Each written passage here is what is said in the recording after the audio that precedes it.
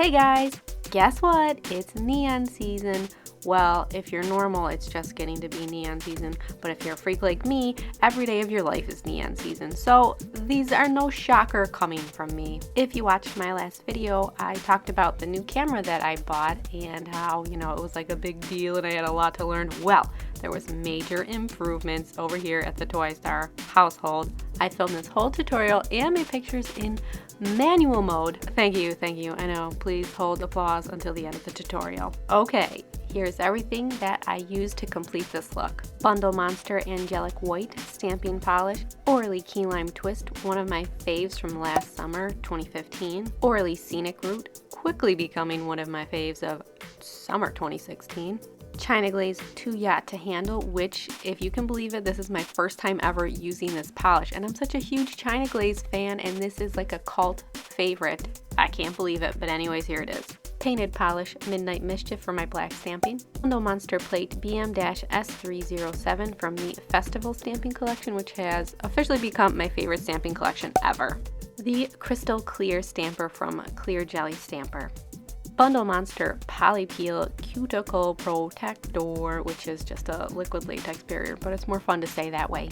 Wet n Wild Matte Top Coat. Now, out of all the matte top coats I've tried, high end to low end, this is the best of all time. And it's only $1, and sometimes you can get it on sale for 60 cents. I mean, what? The best. And finally, let's get started. Now, I never show you guys me putting on my base coat. I don't know why, so here it is. This is me applying Yellow Stopper as my base coat. This works as a peel-off base coat for me. For some people, they say it doesn't work for them, but it works for me. And then I applied one coat of Bundle Monster Angelic White because I'm going to be using this as my base for applying the gradient over it.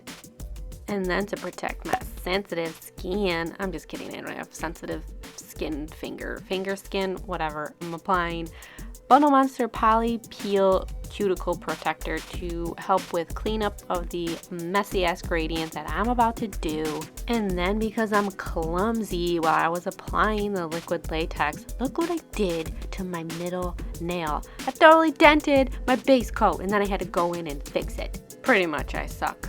Don't worry, I made it out of the drama alive. And now we're ready to get our gradient on. So I take a regular old makeup cosmetic sponge that you can get from the drugstore. I think I got these from Ulta. And you see that little like weird break down the center. That's like where you break the sponges apart when they're connected. And I was like, that's probably not gonna make that much of a difference in the gradient. But in reality, yes, it does seem to affect your gradient. So moral of the story, try to pick one with the flat end. Once your makeup sponge is all polished up, you want to push the sponge onto the nail in a up and down motion. But that sounds boring, so what I like to call it is dabba doing. Kind of like the Flintstones. You only want to dabba do that sponge onto the nail like once or twice, and then you want to let it dry and then reload it with more polish and dabba do again. The short way of saying that is to work in layers and let the polish build up. And then once you reach your desired opacity, it's time to peel off that latex. And can I just tell you how happy I am that my oil slick rainbow tweezers match my gradient. I mean, look at it, that is beautiful. And now we peel. And ruh-roh, we have a peely problem. Sometimes when you do a gradient and you do so many layers that the polish then just kind of dries hard and crusty and is a little harder to remove. And if you get a lot of excess polish on your skin where the latex wasn't covering, a little trick I like to do is just take a piece of Scotch tape and it will help pick up some of the polish. Not all of it, but it will definitely cut down on your cleanup time and you'll use less acetone on your skin. But be warned, there is a high chance that you will dent your gradient, so proceed with caution. To prep for stamping, I apply one more layer of Yellow Stopper base coat because it gives the surface of your nail a little bit more of a tacky, sticky surface and it helps the stamping to adhere. And then I apply even more liquid latex. Now, I love this stuff so much. What was life like before liquid latex? I can't even remember what that was like. BLL. And now we stamp. So I have my stamping plate from Bundle Monster Festival collection, and then I took Painted Polish Midnight Mischief and made sure to color in that image a lot because it's kind of longer. And then I scraped it and picked it up with my clear jelly stamper. And then we see the magic of using a clear stamper. I can perfectly position it on my nail, and since this design is so angular, it's really important to get it on the nail so that they all match. And look at it. I mean, I put it exactly where I wanted it to go. And this time the peeling went much easier, and do you see that cat hair on my nail? I swear, they come out of any— oh, thank God, it's gone. Super fast peeling action. Look how fast I can peel. I wish I could really like paint my nails this quickly.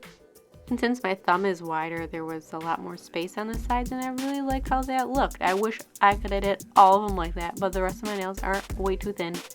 And then it was time for some quick dry top coat. I used HK Girl quick dry top coat, and I used a heavy bead of it on the brush to make sure that my brush wasn't dragging over the stamping so that it didn't smear. After letting that dry down a little bit, I took my Wet n Wild matte top coat, the greatest top coat ever, and applied that to each nail. Now it takes about a minute and a half for the top coat to go completely matte, and I'm just showing you because I love how this looks. Of all time! And here are my finished neon gradient Mattalicious stamping nails. I gotta work on my titles. I really love this gradient color combo. Something about the way that limey green plays with the purple is just gradient perfection.